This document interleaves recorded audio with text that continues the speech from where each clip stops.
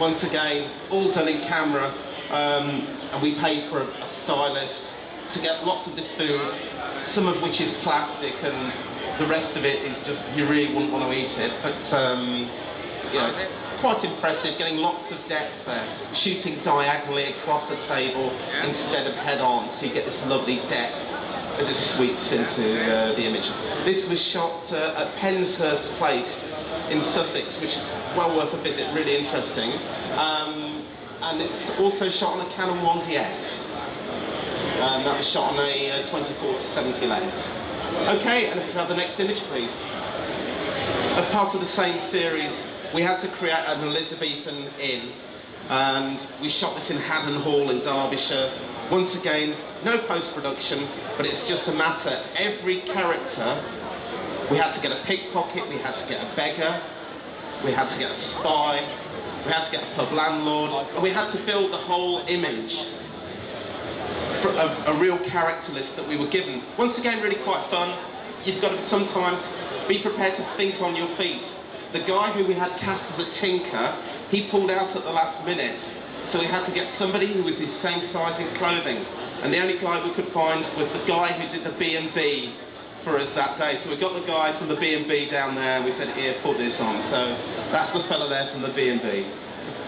Canon 1DS again. And the next image, please. Yes, this is also a recreation we did, all based on the life of Nelson. We actually shot this on HMS Victory. We got the flag, the actual correct sequence of flag for England Expect. Once again, all done in camera, and we just had a few minutes to do this picture. And we're working from a contemporary painting, which we drew on to make this picture. Okay, next image, please. Harking back to my newspaper days, in fact, this is very sad. Colin McRae passed away recently, and very tragically, and I was lucky enough to actually ride in a special rallying stage there with him, which was a truly amazing experience. It had, you know, guys and girls, we all think we're good drivers, but when you drive with somebody like that, it realises what you and I have nothing to do with what somebody of this calibre does. It's just like you're flying. It's scary, it's wonderful, it's amazing.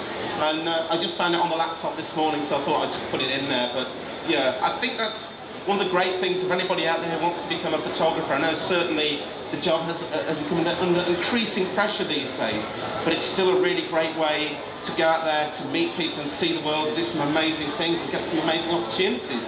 And the last image, please. Yes, this was shot in the Kalahari Desert, and this is the Bushmen of the Kalahari, who have just been given their lands back. And I know it's completely different to everything else I've shown you, but I just want to give you a nice little feeling of wandering off into the sunset, so to speak. So yeah, there you have it, and this is shot on a Canon EOS 1. So it's, I've always been a great exponent of that.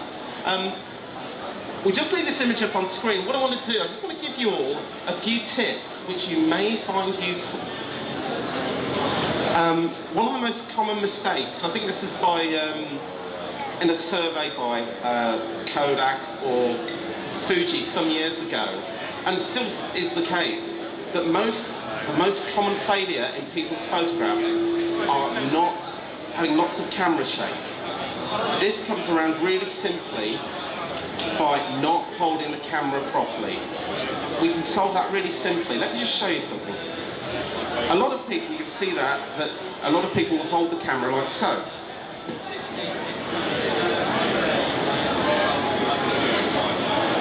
Now when you hold a camera like so, I'm sorry, Frank, can you press the end of the lens for me, please? Watch how easy it is for Fraser to press it hard down. Press hard down. It's very easy. It's very unstable if you hold, and also it makes your photography very clunky because you hold it, you focus it, then you go back, then you fire. That's 4 actions to take a picture. The key point is cradle in your left hand under the lens. Now Fraser, could you press the lens again now? You can't press it. And I'm focusing. Focus, fire, or zoom, fire, zoom, fire, zoom, fire. It's one movement. I'm not having to move my hand. It's completely stable. The other key point is, try and bring your elbows in. Once again, you're making yourself more stable. Try and brace yourself against something like a solid object, like a wall, like a tree, like a fence. Learn to brace yourself. And then, if you like, you can turn out a really nice little tripod or bipod. Fraser, if you just like to step this way. Totally unrehearsed. If you've got a friend with you and you want to get a really steady shot, and I still use this all the time, don't be afraid of leaning on their shoulder with a camera. So rest and fire. You can shoot at really, really low shutter speeds if you do that. Thank you very much, Fraser. So that's a really, really important point. So all of us, myself included, we can all make our photographs much, much better just by holding our camera in a much more stable and sensible way. Okay, that's the first thing. My next little piece of advice is